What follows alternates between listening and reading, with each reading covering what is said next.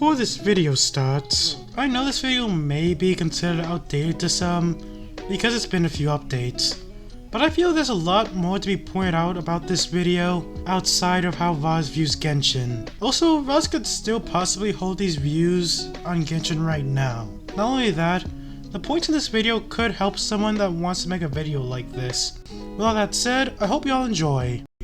Okay, I got done recording that and... wait, I didn't press that. What the fuck?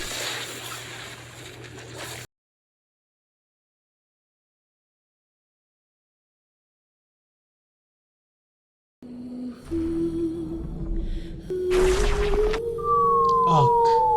Wait, what the fuck?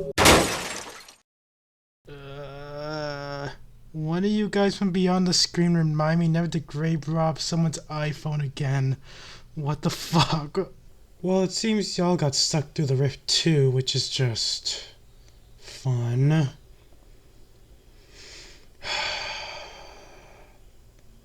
Look, I was gonna do this later, but... why don't we just... do the commentary right now?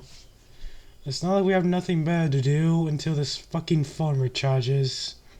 Alright, for some context, this is our target for today, Vars 2. He seems to mainly do analysis on gacha games. On May 18th, 2024, he made a video about how pulling for new characters in Genshin are pointless. While I do disagree with this statement, let it be known, I have a lot more problems with this video than just disagreeing with it. And if it wasn't obvious by the text we saw when we entered this place, it's gonna be with the comparisons. But hey, spoilers aren't for everyone. Let's just get into the video already.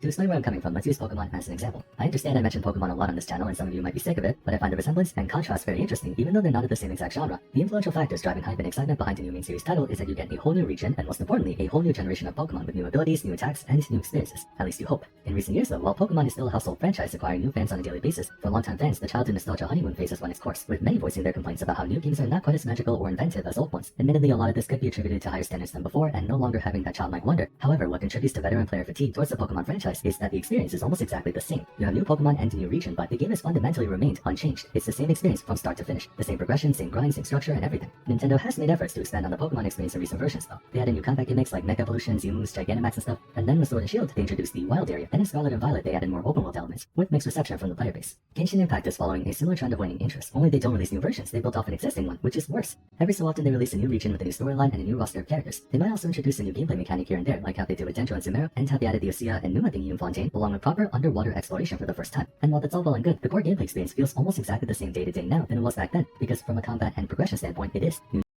Look, I know that was a long clip, but it was needed for context. Now, what you said about Genshin updating off of the current version is worse than what Pokemon does, leaves me with one question. How? You don't really explain before or after this, especially when you made it sound like Genshin just needs to change its combat more drastically. And that's not really linked to how they actually update the game mechanics, whether it be making a new game or updating the current version. And that comparison.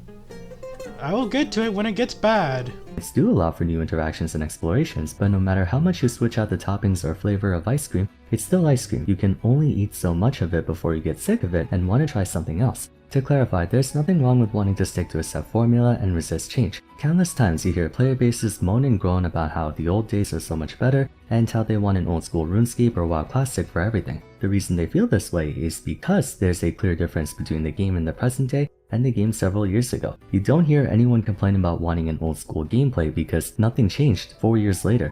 While this point isn't bad on its own, why did you use these games as examples? Because World of Warcraft Classic and RuneScape Old School are 15 and 12 years apart from their original counterparts respectively. That is at least 10 years worth of changes, and you are using it as justification on why Genshin should be in this state of needing an old school version for the OGs with just 4 years under its belt.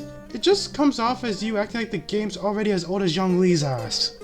Players always get hyped up whenever a new unit releases, but that excitement goes away after all but a week. when they realize it's the same experience as it was for the units they pulled before that and the units they pulled before that. Again, it's the ice cream analogy. New flavor of ice cream, but you already have a lifetime supply of ice cream in the freezer. There needs to be a new craving for the game, so to speak. Okay, one question. Wait, I said that already. You are just flashing these characters on screen and saying, well, they're the same! When not only you don't explain why, so people that didn't think this before would at least consider the possibility, but I think you meant something else based off what you said after that, which was they fulfill the same function, which is different from saying they're the same experience. Saying they're the same experience is implying how they play and how you build them is the same, which is not really the case. Like, Kino focuses on having Bond of Life, therefore the best artifact set to have on her would be Fragment of Harmonic Whimsy, and she also focuses on normal attack spam. While on the other hand, Hu Tao and Diluc both want to use Crimson Witch of Flames, but Hu Tao can decrease her health with her elemental skill, so she can use Marosose Hunter as well if she wanted to. Hu Tao has a lot of different attack combos you can use, while Diluc mainly wants to chain his normal attack with his elemental skill. Not only that, Diluc is a Claymore user, while the other two are Polom users, so that means they're not going to be using the same weapon. Hell, I'm not even saying there's no real similarity between them. They all infuse it with Pyro, so all of them would probably work on similar teams. The reason I went on for so long is because of one thing. You didn't bring any of this up. You just declared that they're the same experience with no real analysis or explanations. So people who have these characters are just going to be confused on what you mean by this, when this could have been a good example of what the pattern you see in Genshin is. And the best part, you keep flashing characters up throughout this entire video, acting like they're the same experience too with no explanation. Hooray.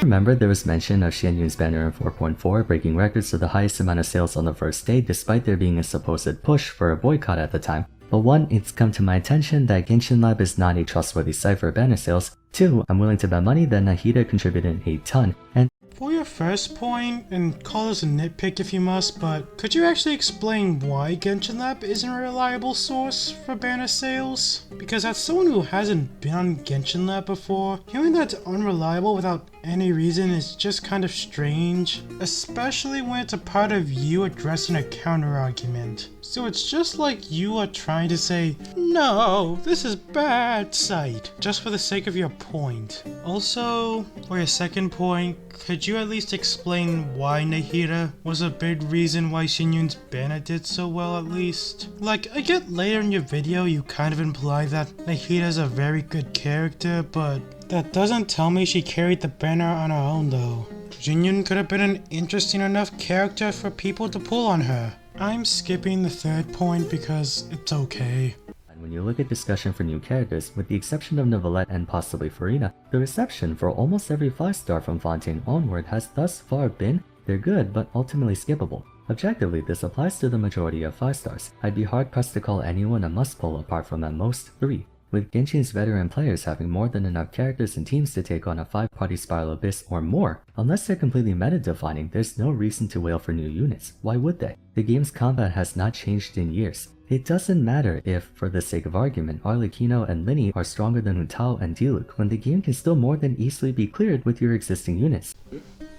Wait, so strength doesn't matter as long as your old units can still do the job? Then why are the meta-defining characters the exception to the rule? And once again, you provide no explanation. An explanation is especially needed here because wouldn't I still be able to use my old characters to clear the game's content? Even if the meta-defining ones were at my disposal? This would literally make meta-defining characters skippable by this logic.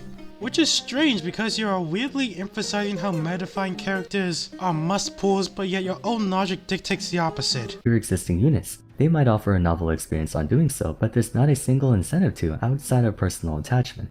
Okay, now you make me wonder why strength isn't an incentive. Like, why wouldn't you want a character that can clear Abyss faster and help you tackle the content more efficiently? Not only that, some characters just do better in AoE. For example, Alan Kino can literally just teleport right up to enemies while also having a wide normal attack, while D-Luke knocks enemies back with his elemental skill and burst, which is not the best in AoE because you would have to just keep chasing after enemies, and at that point you have to run a crowd controller, and Alan Kino just doesn't do that while also having a wide attack range. Not only that, some people may just find Alan Kino's rotations more comfortable than D-Luke. While admittedly that is more subjective, that still can be a reason to pull on her. Heck, there are probably more factors you don't bother to discuss or debunk here.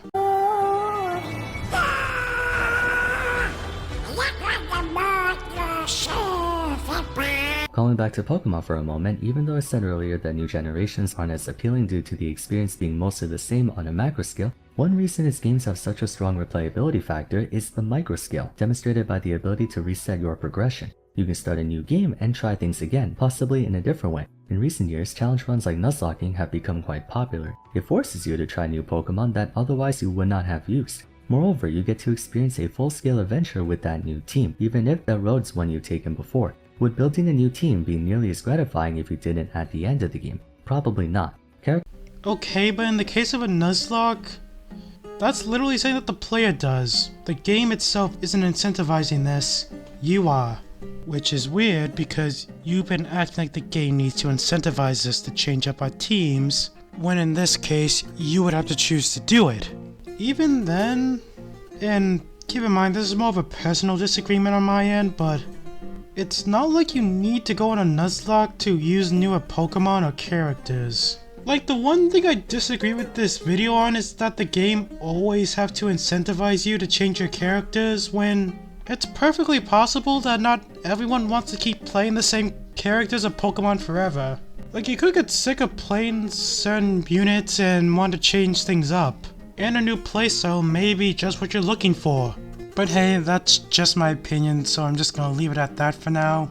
Probably not. Characters need to serve a purpose. Why is Kasa so widely used in Pokemon? Because he facilitates more teams than I can even count. Why is Yellen so popular? Because she's a very comfortable fit into any team that needs Hydro and makes use of normal attacks. Also, she can do a lot of damage herself. Why is Nagita so popular? She single-handedly breaks any semblance of difficulty in the game. Why is Doomley so popular? He single-handedly breaks any semblance of difficulty in the game. Why is Neuvillette so popular? He single-handedly breaks any semblance of difficulty in the game. Okay, maybe there's a recurring theme here, but you get what I mean. New characters are pointless because they don't serve a purpose. The game doesn't have anything in place that, at the end point of our progression, after you've already gone through the entirety of Genshin Impact, compels you to think that you need this unit to enhance your progression, because there is no progression left. The only thing you can do with them is go back and rematch bosses or dungeons you've already cleared before with other teams, but that experience does not and will not ever be the same as back when you took them on the first time, since you already have an established team. You could take it upon yourself to make a brand new account and start fresh, but unlike Pokemon, units are not free, you have to pull for them. You can't wake up one day and say, I'm gonna make a brand new account and use Ayato and get started. He may not even be available. And do you really want to spend hundreds of dollars every time you do this? Genshin's not a playthrough based game, it's an endless progression. Okay, why are you bringing up Pokemon at all then? This is literally just complaining that Genshin's being bad at something it's not trying to be. Like, I get the point you're trying to make, but you're kind of hyperfixating on how Genshin can't do a Nuzlocke specifically, when the issue here just seems to be that Genshin doesn't have something that serves a similar purpose to a Nuzlocke. Because even if you feel they have similar issues, ultimately, they will need different solutions if they're this different from each other. And given the fact that's all I want to cover, let's move on to final thoughts. Y'all are probably wondering why I fast forwarded that last part instead of just skipping over it like the rest. Well, you see, I found that part was basically the best example of what Vars has been doing throughout this video. Basically, he made a point that can be argued to be a bad thing that Genshin is doing, but then his justification is kind of bare bones. And you could probably guess the worst example of this was the many comparisons he made throughout the video. His character comparisons lacked any real analysis of the characters themselves, not really providing a good reason why we shouldn't pull for the newer one. And with your comparisons with other games, they felt very surface level, if that makes sense. You find one similar aspect between Genshin and said game, and then think it's a good comparison without actually looking any deeper into what the games actually are. At least in the ones I covered. You made more comparisons near the end of your video with other gacha games like Honkai Star Rail, and you actually made pretty good points about Genshin by comparing them. Which makes me wonder, how come your first thought to compare Genshin to was Pokemon and not that? I get it doesn't have to exactly be a gacha game, but wouldn't comparing the game that has more similarities to Genshin Impact be the better move here? Instead of Pokemon that only has like a handful of things you can actually see are similar to Genshin Impact? Anyway, if I actually want to give some advice here, I would say explain your point a bit more so that way we get a better understanding of what you mean. And maybe think twice before actually bringing up a comparison. Like, are the games similar enough to actually make this comparison good? And that's about it. Is this phone fucking charged yet? Finally. Anyways, let's get out of here.